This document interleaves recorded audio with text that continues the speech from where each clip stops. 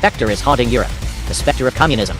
All the powers of old Europe have entered into a holy alliance to exorcise this specter. Pope and Tsar, Metternich and Guizot, French radicals and German police spies. Where is the party in opposition that has not been decried as communistic by its opponents in power? Where is the opposition that has not hurled back the branding reproach of communism against the more advanced opposition parties, as well as against its reactionary adversaries? Two things result from this fact. 1. Communism is already acknowledged by all European powers to be itself a power. 2. It is high time that communists should openly, in the face of the whole world, publish their views, their aims, their tendencies, and meet this nursery tale of the specter of communism with a manifesto of the party itself. To this end, communists of various nationalities have assembled in London and sketched the following manifesto, to be published in the English, French, German, Italian, Flemish, and Danish languages. Section 1. Bourgeois and Proletarians. The history of all hitherto existing societies is the history of class struggles. Freeman and slave, patrician and plebeian, lord and serf, guildmaster and journeyman, in a word, oppressor and oppressed, stood in constant opposition to one another, carried on an uninterrupted, now hidden, now open fight, a fight that each time ended either in a revolutionary reconstitution of society at large or in the common ruin of the contending classes. In the earlier epochs of history, we find almost everywhere a complicated arrangement of society into various orders, a manifold gradation of social rank. In ancient Rome, we have patricians, knights, plebeians, slaves. In the Middle Ages, feudal lords, vassals, guildmasters, journeymen, apprentices, serfs. In almost all of these classes, again, subordinate gradations. The modern bourgeois society that has sprouted from the ruins of feudal society has not done away with class antagonisms. It has but established new classes, new conditions of oppression, new forms of struggle in place of the old ones. Our epoch, the epoch of the bourgeoisie, possesses, however, this distinctive feature. It has simplified the class antagonisms. Society as a whole is more and more splitting up into two great hostile camps, into two great classes, directly facing each other, bourgeoisie and proletariat. From the serfs of the Middle Ages sprang the chartered burghers of the earliest towns. From these burgesses, the first elements of the bourgeoisie were developed. The discovery of America, the rounding of the Cape, opened up fresh ground for the rising bourgeoisie. The East Indian and Chinese markets, the colonization of America, trade with the colonies, the increase in the means of exchange and in commodities generally, gave to commerce, to navigation, to industry, an impulse never before known, and thereby, to the revolutionary element in the tottering feudal society, a rapid development. The feudal system of industry, under which industrial production was monopolized by closed guilds, now no longer sufficed for the growing wants of the new markets. The manufacturing system took its place. The guildmasters were pushed on one side by the manufacturing middle class. Division of labor between the different corporate guilds vanished in the face of division of labor in each single workshop. Meantime, the markets kept ever growing, the demand ever rising. Even manufacture no longer sufficed. Thereupon, steam and machinery revolutionized industrial production.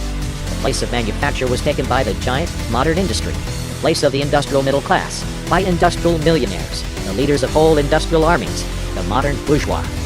Modern industry has established the world market, for which the discovery of America paved the way. This market has given an immense development to commerce, to navigation, to communication by land. This development has, in its time, reacted on the extension of industry, and in proportion as industry, commerce, navigation, railways extended, in the same proportion the bourgeoisie developed, increased its capital, and pushed into the background every class handed down from the Middle Ages. We see, therefore, how the modern bourgeoisie is itself the product of a long course of development, of a series of revolutions in the modes of production and of exchange. Each step in the development of the bourgeoisie was accompanied by a corresponding political advance of that class. An oppressed class under the sway of the feudal nobility, an armed and self-governing association in the medieval commune, here independent urban republic, as in Italy and Germany, there taxable third estate of the monarchy, as in France, afterwards, in the period of manufacture proper, serving either the semi-feudal or the absolute monarchy as a counterpoise against the nobility, and in fact, cornerstone of the great monarchies in general.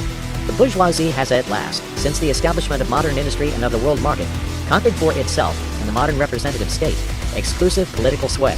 The executive of the modern state is but a committee for managing the common affairs of the whole bourgeoisie. The bourgeoisie historically has played a most revolutionary part. The bourgeoisie, wherever it has got the upper hand, has put an end to all feudal, patriarchal, idyllic relations.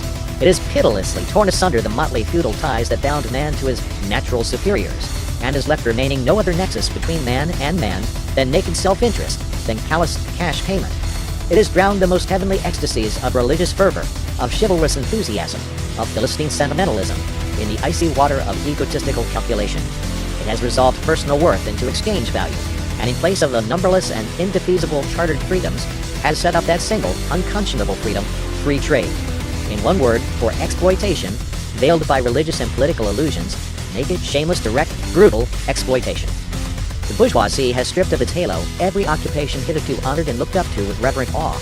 It has converted the physician, the lawyer, the priest, the poet, the man of science, into its paid wage laborers.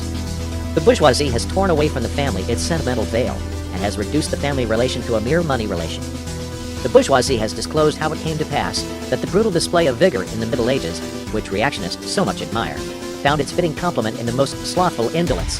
It has been the first to show what man's activity can bring about. It has accomplished wonders, far surpassing Egyptian pyramids, Roman aqueducts, and Gothic cathedrals. It has conducted expeditions that put in the shade all former exoduses of nations and crusades.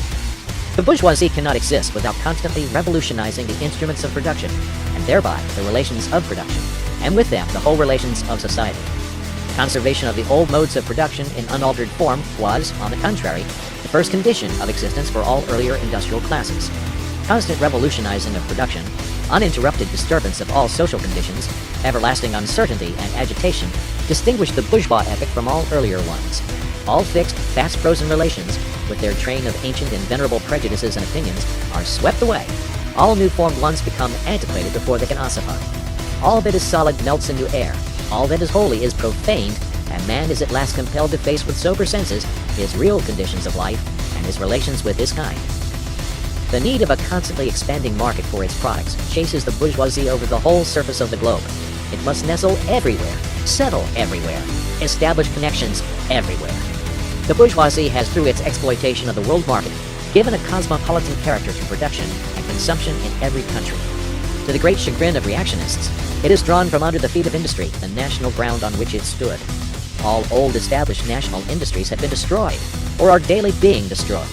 They are dislodged by new industries, whose introduction becomes a life and death question for all civilized nations, by industries that no longer work up indigenous raw material, but raw material drawn from the remotest zones.